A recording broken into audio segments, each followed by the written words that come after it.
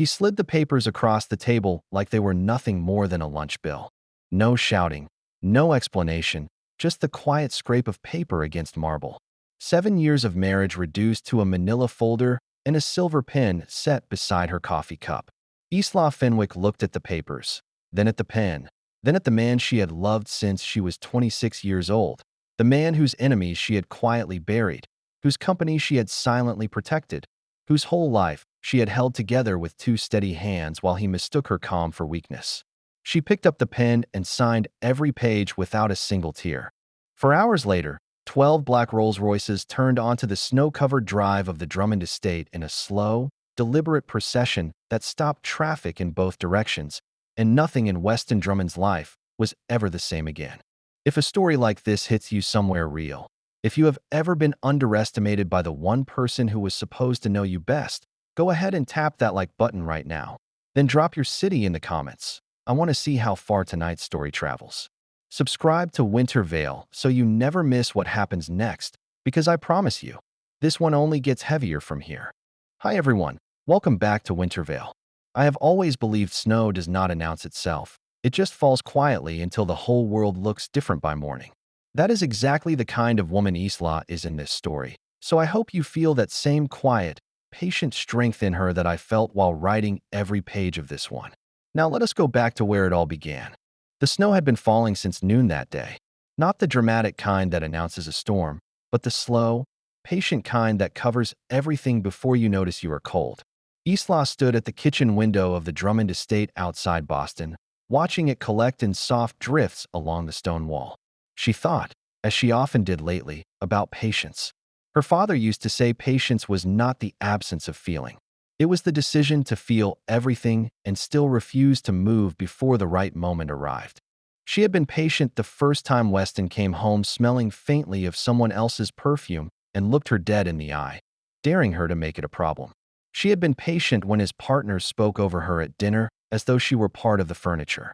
She had been patient when his mother introduced her at a holiday party as that quiet little thing Weston married. And she had been patient 3 weeks ago when his attorney addressed every question about the estate directly to Weston, ignoring the fact that she herself had drafted half of those documents years earlier under a name none of them knew to ask about. She heard his footsteps before she saw him, a particular rhythm she had memorized the way other people memorize a favorite song, because in this house you needed to know exactly what kind of evening was walking toward you before it arrived. These steps were measured and final. The steps of a man who had already made a decision and was simply coming to deliver it, not to discuss it. She turned from the window as he stepped into the kitchen wearing the charcoal suit he wore to meetings where somebody was about to lose something they cared about. "Sit down," he said. "I am fine standing," she answered, and a muscle worked once in his jaw. "Isla," he said. "Weston," she said back, keeping her voice level, not cold, just level, and she had spent years making sure people understood exactly which one they were getting from her. He set the folder on the table and slid it toward her without another word, and she already knew what it was before she opened it, because she had known for nearly 3 weeks, ever since a friend inside his attorney's office had quietly warned her the paperwork was already being drawn. "This is the right move for both of us," he said, and she almost laughed at the phrase, "both of us," as though this were some mutual business decision. As though the man across from her, who had never once in 7 years asked what she wanted for her own life, had suddenly discovered a concern for her happiness at the exact moment it became convenient to be free of her. "Who told you to do this?" she asked quietly. "Nobody told me anything," he said, too fast. "Someone always tells you something, Weston," she said. "You are a brilliant investor, but you have never once had an original feeling of your own in your life." The temperature in the room seemed to drop by 10 degrees. He pushed back his chair and stood. It was the same move he always made when he considered a conversation over, a small physical power play he had used for years, the quiet implication that he alone decided when a scene ended. Isla did not respond the way he expected. She pulled the folder toward her instead and read every page, all 11 of them, while he stood there for 6 full minutes, radiating the particular frustration of a man who had braced for a fight and been denied one. She signed on every marked line, closed the folder, and slid it back across the marble. "Done," she said simply. "That is it," he said, thrown by her calm. "What were you expecting?" He had expected tears. She knew that. She had watched him steel himself walking in. The careful blankness he wore like armor against grief he did not know how to manage, and now he had no idea what to do with her composure instead. I have spent 7 years making things easy for you, she said, standing, so I understand why you would expect me to make this difficult now. I will not. I am leaving tonight. The house is yours, she added, smoothing the front of her sweater. The accounts you know about are yours. The rest was never yours to begin with. Something in those last 4 words caught him. She watched it land behind his eyes, a small flicker of uncertainty breaking through the composure. What does that mean? He asked. It means exactly what I said, she answered, carrying her coffee cup to the sink and rinsing it, an ordinary gesture inside a completely demolished marriage. You will understand when the truth arrives. She left him standing there holding a signed divorce agreement and a sentence he would not be able to stop turning over for the next 4 hours. The suitcase she packed upstairs was a plain gray carry-on she had owned for a decade, chosen deliberately over the matched leather set he had bought her because she did not want to take one single thing from him that she did not absolutely need. She moved through the closet methodically, clothes from before the marriage, a small cedar box from her mother, and a slim black folder hidden inside the false bottom of an old hat box he had never once thought to look in. At 9:47 that night, the front door closed behind her, and she did not look back once as she walked down the drive into the falling snow, her breath visible in the porch light, the flakes catching in her dark hair like something out of a memory she had not allowed herself in years. Silas Drake, Weston's head of security for 9 years, had seen things that would keep a lesser man awake permanently, watched Weston negotiate through betrayals with a stillness Silas privately found unsettling. But when he called his boss at 10:13 that night to report that 12 black Rolls-Royces had just turned onto the estate's private drive in a slow convoy formation, Silas Drake felt for the first time in 9 years that Weston Drummond had been caught completely off guard. How many? Weston said. 12. Black. No plates visible, Silas answered. They have been covered. Where is Isla? Weston asked, and Silas paused before answering, because this part was going to take a second to process. I think, sir, he said carefully, I think they are here for her. Weston came out the front door in under a minute. No jacket, sleeves rolled. The divorce folder still clutched in one hand, as though he had been standing frozen in the foyer since the moment the call came through. Silas had worked for plenty of powerful men who mistook loyalty for something owed rather than something earned, and in 9 years he had never once seen his employer look this unprepared for anything, and it worried him more than the convoy itself did. The lead car stopped. The rear door opened. A silver-haired man in his 50s stepped out into the snow, built like someone who had been strong once and simply decided to remain that way, and he walked toward Isla, who stood on the driveway beside her single gray suitcase as though she had known the exact minute to come outside. He stopped 3 feet from her and lowered his head, not quite a bow, but unmistakably a mark of deference. Miss Fenwick, he said, your people send their respect. We have been waiting a long time. Isla nodded once. Tell them I am ready, she said, and then she turned to look at Weston, just once, over her shoulder, not cruel, not triumphant. The look of someone who had tried to warn a person and had finally accepted he would not listen. Then she got into the car, and the convoy pulled away, 12 sets of taillights dissolving into the snow, and Weston stood on his own front steps in the cold with an expression Silas had never once seen on his employer's face in 9 years. It was doing absolutely nothing at all. The name Fenwick meant nothing to Weston the next morning, meant nothing to his attorney, meant nothing to his 3 senior partners gathered in the East Conference Room over black coffee while the snow kept falling outside the windows. Then it meant something to one of them. Warren Price, 61, white-haired, meticulous, had worked beside Weston's father before he ever worked beside Weston, and he carried that history in the stiffness of his spine, the posture of a man from decades of rooms where speaking wrong cost you something permanent. I have heard the name, Warren admitted slowly, once, years ago, from your father, in a context I never fully understood at the time. What context? Weston asked. He said, Warren replied, setting down his coffee cup, that if you ever encountered the Fenwick name in a serious way, you should understand they were not people who arrive unless they have already decided the outcome. He said they were the ones that people like us never see coming. My wife, Weston said slowly, was a Fenwick, and nobody in this room knew. What they found over the following 6 hours rearranged everything Weston understood about the previous 7 years. It was so complete that he had to sit alone with it for a long time before he could keep reading. Isla Fenwick, born Isla Marguerite Fenwick, 33 years old, was the only daughter of the late Gerald Fenwick. Gerald had founded what certain circles quietly called the Fenwick Compact, not a criminal syndicate in any conventional sense, but a private network of intelligence, brokerage, and quiet institutional influence built across 3 generations. It could not be dismantled by force. It had no single center to strike. Gerald had died 5 years before Isla ever met Weston, leaving her his intended successor, and then, for reasons Silas's team would need weeks to fully unravel, she had simply walked away from it, gone quiet, simplified her entire life, and eventually married a man who by her old-world standards would have looked like a significant step down. Why? Weston asked, staring at the file. We do not know yet, Silas admitted. Find out, Weston said. That is the only question that matters right now. 7 years, Weston thought, sitting alone in the conference room after everyone else had filed out, the file open in front of him and the snow still falling silently past the windows. 7 years of watching people talk past her at his own dinner table. 7 years of treating her like furniture that occasionally handed him something useful. The woman he had handed divorce papers to the night before was the designated heir of one of the most quietly powerful private networks in the country, and all she had said to him after 7 years was 4 words. You will understand when the truth arrives. Over the next several days, piece by devastating piece, Silas laid out 8 separate incidents across 6 years.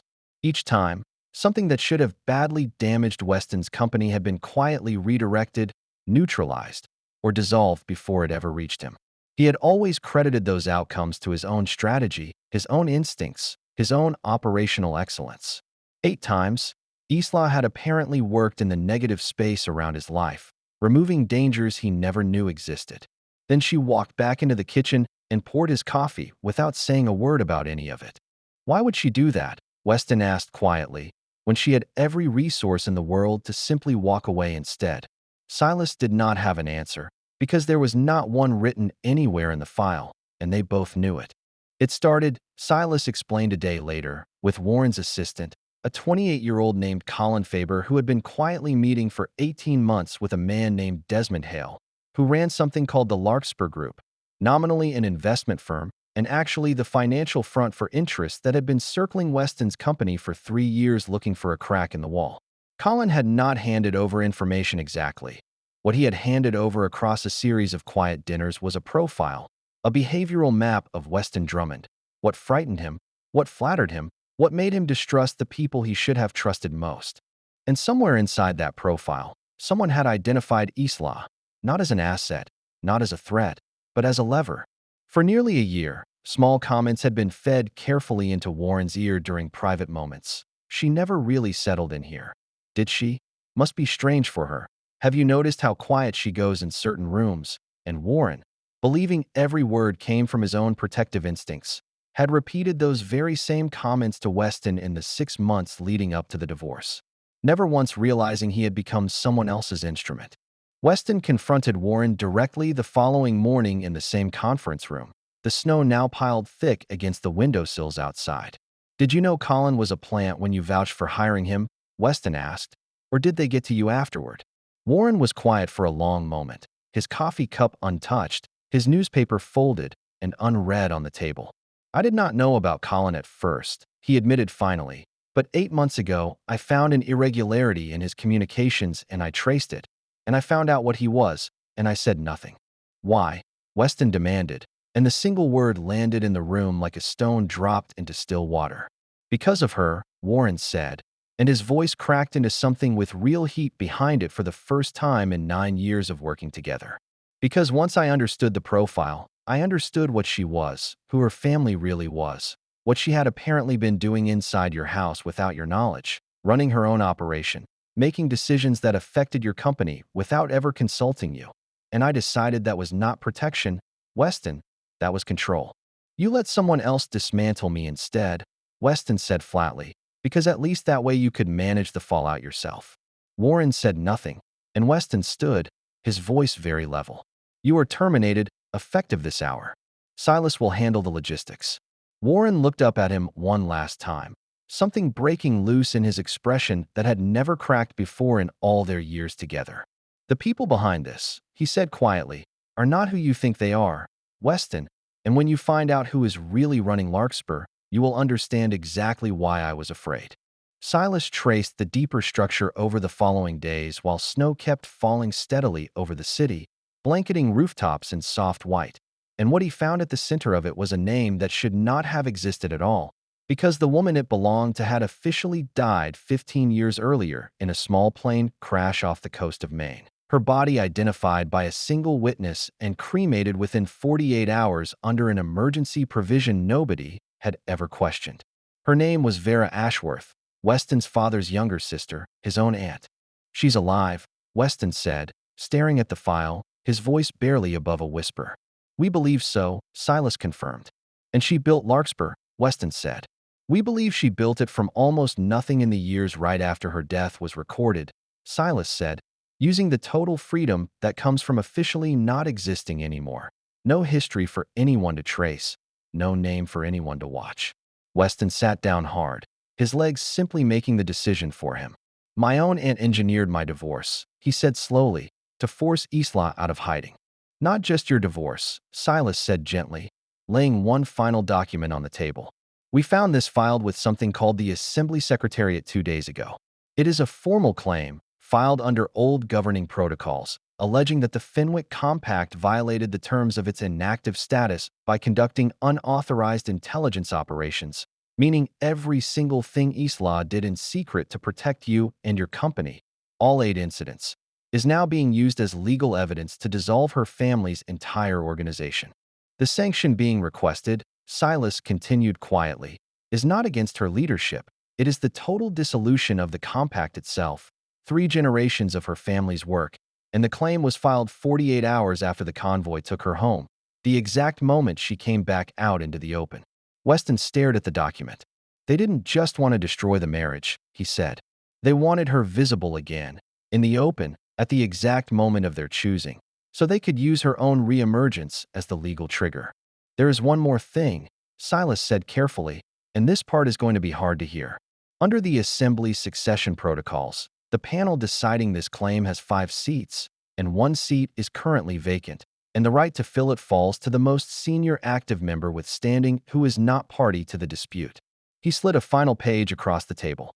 "Your father was a registered member of the Assembly for over 20 years. When he died, his seat transferred to you automatically. You have had a vote in this world for 14 months and never knew it." Weston read the page twice, then a third time, the words not fully landing until the third pass. "I hold the deciding appointment," he said quietly.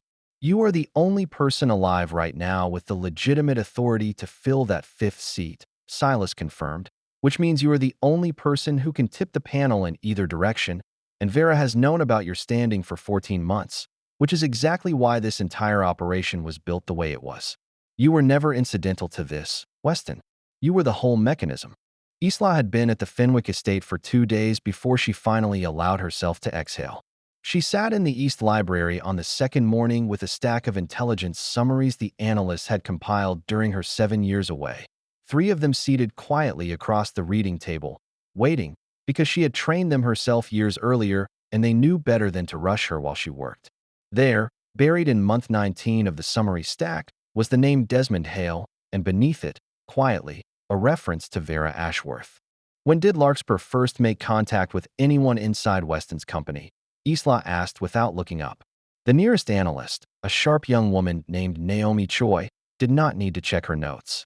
22 months ago, indirect, through Colin Faber, who was placed inside the company roughly 2 years before that, Naomi said. "Placed," Isla repeated, "not recruited." "Placed," Naomi confirmed. "His function appears to have been profiling from the very start, and the end objective was isolation. They wanted Weston alone, without anyone in his circle who had independent loyalty or independent resources." "Without me," Isla said quietly, and Naomi nodded. Isla thought about the timing for a long moment. Not with grief. She was long past grief about this particular truth. She had understood most of it a full year before the divorce papers ever arrived. They moved when they did, she said finally, because they knew I was already close to leaving on my own. Which meant someone had been watching her marriage from the inside the entire time, close enough to sense the strain without ever being told about it directly. Naomi, she said, what does Weston know right now? As of 6 hours ago, his security lead is running full traces on the Larkspur connection, Naomi answered. He is finding it, Isla said softly. He is finding it himself, Naomi confirmed. Good, Isla said, setting down the summary. I want him to find every piece of this on his own, all of it. If I simply hand it to him, he will be grateful for a week and then resent the gratitude. If he finds it himself, he will actually understand what it cost. Naomi hesitated before adding anything else, and Isla noticed. My father left the compact when I was 19, Naomi finally admitted quietly, married a man who never once knew what my family actually was, and it broke both of them slowly instead of all at once. I have spent 6 years hoping you would not end up living the ending my mother lived. Isla looked at her for a long moment and said nothing, because there was nothing honest to say yet. He is going to contact me within the next 3 days, Isla said, standing to look out at the snow settling gently over the estate grounds, and he is going to think he is ready to have a real conversation. Is he? Naomi asked. No, Isla said, but he will believe he is, which is its own kind of progress. The briefing document took Weston 2 hours to read the following afternoon, and he did not speak once during the entire time, an analyst named Callan sitting across from him answering every question with quiet precision. When he finally set the pages down and pressed both hands flat against the table, he sat in silence for nearly 90 seconds before he spoke again. The fifth seat appointment, he said finally, walk me through exactly what it requires. Callan explained the criteria carefully, recognized standing, no conflict of interest, acceptance of neutrality for the duration of the panel. If I appoint someone compromised, the claim likely succeeds, Weston said slowly. Correct, Callan confirmed. If I appoint someone genuinely neutral with real standing, the balance shifts against Larkspur's position. Weston looked at him. And Vera has known I would hold this appointment for 14 months, he said. She has, Callan confirmed. Which means this entire operation was built specifically around making it as difficult as possible for you to use it correctly. A man freshly divorced, manipulated into distrusting his own wife, would be the least likely person on earth to intervene on her behalf. She knew this, Weston said quietly. Miss Fenwick has known about your inherited standing for approximately 8 months, Callan confirmed, and Weston sat with that fact for a long moment, understanding finally that she had known the endgame required him specifically, and had signed his papers anyway, and had climbed into that car anyway, trusting nothing except the shape of what would eventually have to happen. Tell her I will meet her, Weston said finally. Tomorrow, 10 in the morning, Callan said, already producing a card with an address. The building was one Weston had driven past 100 times without ever registering it. Unremarkable brass, glass that reflected the snowy street back at anyone who tried to look inside. Isla was standing at the window when he walked in, dressed in dark gray rather than the soft, careful colors she had worn for 7 years in his house, her hair pulled back, and Weston realized in that instant that he was finally looking at the actual woman rather than the smaller version of herself she had worn in his home for 7 years. Thank you for coming, she said, still facing the window. You knew I would, he answered. I knew you had received enough information to understand why you had to, she said, turning to look at him directly for the first time, the way she used to look at him when she was quietly deciding something important. How much of the briefing did you actually absorb? All of it, he said. The panel structure, the appointment criteria, the exact language of the claim, and which of your family's protocols it targets. I read every page, Isla. She studied him a moment longer, then gestured to the chair across the table, and he sat. The appointment has to be filed within 8 days, she said, sliding a single page toward him. 3 candidates, and I need you to choose, not me. If I select the name and you simply approve it, Larkspur will challenge the appointment as directed rather than independent, and they will likely win that argument. It has to visibly be your decision, and it actually has to be your decision. There is a difference. Weston read the 3 names carefully, not quickly, not performing thoroughness, actually reading. The first had deep ties to 2 of the 3 neutral panel seats already, useful but easily framed as alliance building rather than genuine independence. The second was almost suspiciously clean, no visible connections anywhere. And in his experience, people with no visible connections usually had invisible ones instead. The third was a man named Elias Thorne, inactive for 11 years following a dispute of his own, returned to standing status 14 months ago, with a documented history of ruling against Larkspur-affiliated interests 3 separate times. Elias Thorne, Weston said. Why? Isla asked, her expression shifting slightly. Because the first consolidates too visibly, he said, and because the second is too clean for me to trust in 8 days, and because Thorne has a record that speaks for itself, and because he came back to standing status 14 months ago, the exact month Larkspur filed the paperwork on my father's seat. He came back because he saw this coming. Something in Isla's face moved, not softness exactly, something more careful than that. The look of a person quietly recalibrating everything she had assumed. He was my recommendation, she admitted. I put him third on purpose so you would not simply default to the first name. I know, Weston said. You put him third, and she looked at him for a long moment before answering. File the appointment today, before close of business, she said finally. Once Larkspur learns Thorne is confirmed, they will move fast, and they will need records they do not currently have, which means they will try to reach into your archives within the next 72 hours. I need to know exactly who inside your company reaches for it, and from which direction. You want to use my own archive as bait, Weston said slowly. I want to use the next 3 days to find out who is still inside your organization working for them, Isla said, meeting his eyes without flinching, because Warren is gone and Colin is gone. But operations like this never run on only 2 points of contact. There is still someone. The air in the room seemed to change temperature. You know there is still someone inside my company, Weston said. I suspect it, she said. I do not have confirmation yet. For hours later, back at his office, Weston learned the confirmation had arrived faster than either of them expected. His personal legal attaché, a sharp 36-year-old named Brianna Hollister, Harvard Law, recommended by a trusted colleague 18 months earlier, the woman who had personally drafted his divorce papers and placed the folder into his hands, had just accessed an old internal archive she had no active reason to be reviewing, and moved a structural file map to a personal device within minutes of doing so. Do not lock her credentials, Weston told Silas over the phone, standing very still on the sidewalk outside his own building. Let it run. I need to see exactly where that file goes. Silas's team traced the transfer within minutes to an encrypted relay, then to a dormant shell entity in Zurich. That entity had been retroactively linked to a cover name Isla once used for her own protective work years earlier. It was a deliberate frame. If Weston's own security ever found the trail, it would look like Isla had been running intelligence operations against his own company the entire time.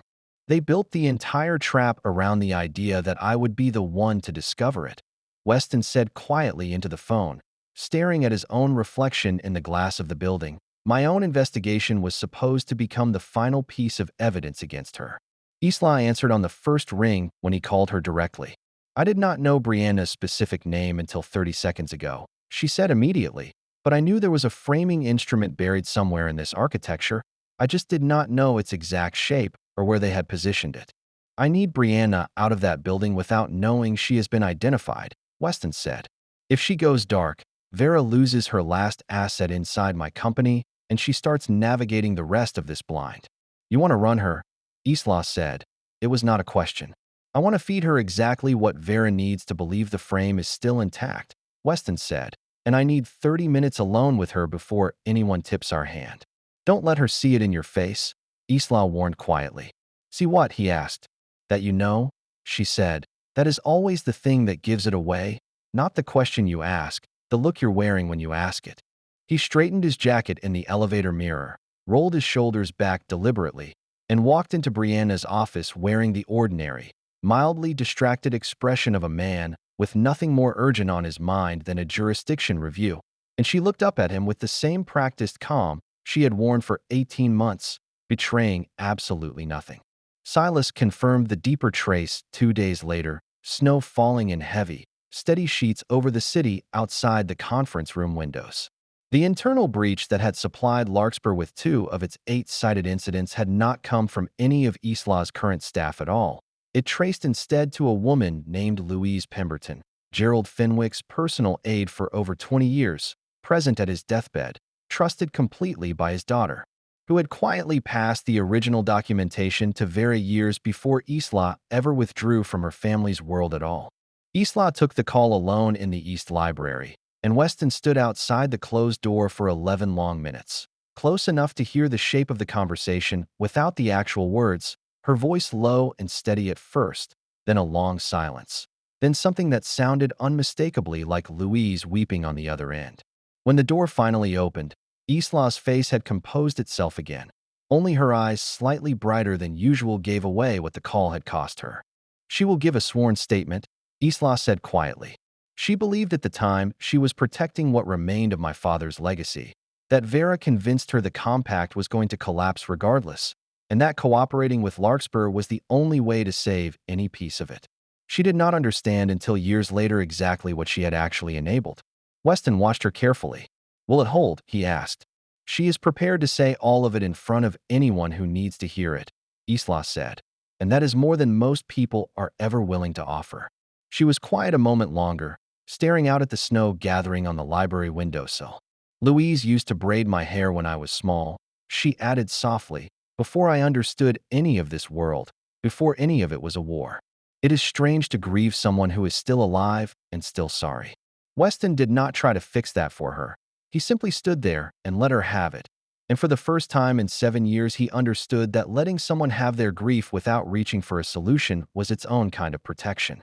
The assembly convened 8 days later inside a private building registered as a historical society. Unremarkable outside, heavy with dark wood and old consequence inside. Weston and Isla arrived together, deliberately, and the room absorbed their entrance with the perfect surface composure of people who understood exactly what such an arrival meant. Elias Thorne was confirmed on the panel. Brianna had been quietly removed from the situation 2 days earlier, offering names in exchange for a conversation rather than a courtroom.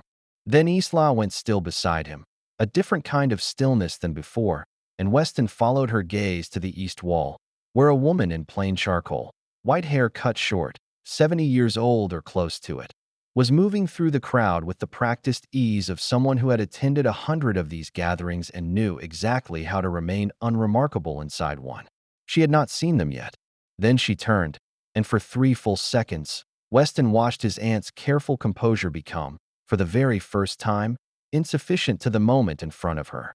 As Isla started forward, a broad-shouldered man standing near the east wall shifted his weight and reached casually toward the inside of his coat, angling himself between Vera and the open floor. Silas closed the distance in 3 long strides before Weston had even fully registered the movement, stepping directly into the man's path, his voice pitched low enough that only the 4 of them could hear it. "Not today," Silas said quietly. "Whatever you were told to do if this moment ever came, you are not doing it in a room full of witnesses." The man's hand went still. Vera did not turn to look, but something in her shoulders loosened, as though some part of her had been hoping someone would stop it before she had to decide whether to let it happen. Isla crossed the room first, unhurried, and Weston stayed 1 step behind her because this particular confrontation belonged to her to make.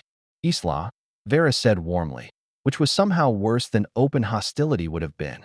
"Vera," Isla answered simply, and Vera's eyes moved to Weston. "You look like your father," she told him. "I know," he said quietly. "He would have found this predictable," he added. "He warned me once about people who moved the whole board instead of playing individual pieces. I just never imagined he meant his own sister." "What I built was protection for this family," Vera said, her jaw tightening, "for everything your father and I inherited that you were far too busy giving away." "You faked your own death," Weston said, still speaking in the same level tone, "built a shadow organization off my father's old connections, placed an asset inside my company, engineered the collapse of my marriage, and constructed a legal claim built entirely from evidence stolen 17 years ago by a woman you personally manipulated. That is not protection, Vera. That is an old grudge with excellent logistics. You could leave," Isla said quietly, "before the session convenes. Whatever the panel decides today, your own formal exposure is not complete yet. There would be time." Vera looked at her for a long moment. "Why would you offer me that?" she asked. "Because you are my father's sister," Isla said, and because what you built came from something real once, even if it became something ugly, and because I am tired, Vera, I am tired of everything in my life being a war. Vera looked between them a final time, at whatever she was searching for in Weston's face, and then, without another word, she turned and walked toward the building's exit into the falling snow outside, and Weston watched his aunt disappear through the doors, understanding somewhere underneath the relief that she had lost before she ever walked into the room. She simply had not known it yet. The panel session lasted just over 2 hours. Without its evidentiary foundation, stripped away piece by piece through Louise's sworn statement and the confirmed frame inside Brianna's file transfer, the dissolution claim failed at its very first substantive challenge. Elias Thorne presiding with the quiet efficiency of a man who had waited 11 years for exactly this chair.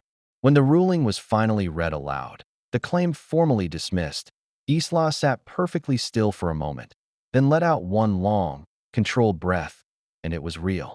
They stood outside on the snow-dusted steps afterward while the ordinary afternoon carried on around them, indifferent to everything that had just been decided inside. She will resurface eventually, Weston said. Probably, Isla agreed, watching the street, but not soon, and not the same. She is 70 years old, and that matters more than people think. Will you go after her? He asked. No, Isla said. Not unless she moves first. I meant what I told her. I am tired of everything being a war. What happens now? He asked quietly. With the seat, with the standing your father left you. I am going to learn what I should have learned a long time ago, Weston said, about this entire world, about how it actually works, and I am going to need someone who already understands it to help me. That is not why I am asking, he added quickly, before she could answer. I am asking because I spent 7 years inside a house with you and never once did that, and I am trying to do it now. It is going to take more than understanding my world, Isla said finally. I know that, he said. It is going to take time, and it is going to be uncomfortable, and there will be moments where you think you have done enough, and I am going to tell you that you have not, she said, meeting his eyes fully. I am not going back to who I was in that house, Weston, not to standing quietly behind you at dinners, not to any version of what we used to be. Whatever comes next has to be built from what is actually true, not from what is convenient. I know, he said, and he meant it, and it was going to be up to her, not to him, whether she ever chose to believe that. Coffee, she said finally. There is a place 2 blocks from here, bad lighting, good coffee. Nobody who knows either of us. She started walking, and he fell into step beside her, not behind her, not ahead of her, beside her, a position he understood he still had to learn the true meaning of, and for the first time in a very long time, he was genuinely willing to be taught. The first real snow of the season began falling harder as they walked, catching in her dark hair the same way it had the night she left, except this time neither of them was walking away from the other. Just 2 people moving quietly through an ordinary afternoon toward a conversation that was finally, imperfectly, about to be real. If this story moved something in you tonight, let me know down in the comments which moment hit hardest, and make sure you are subscribed to Winter Veil, because the next story we tell together is going to hit even harder than this one did.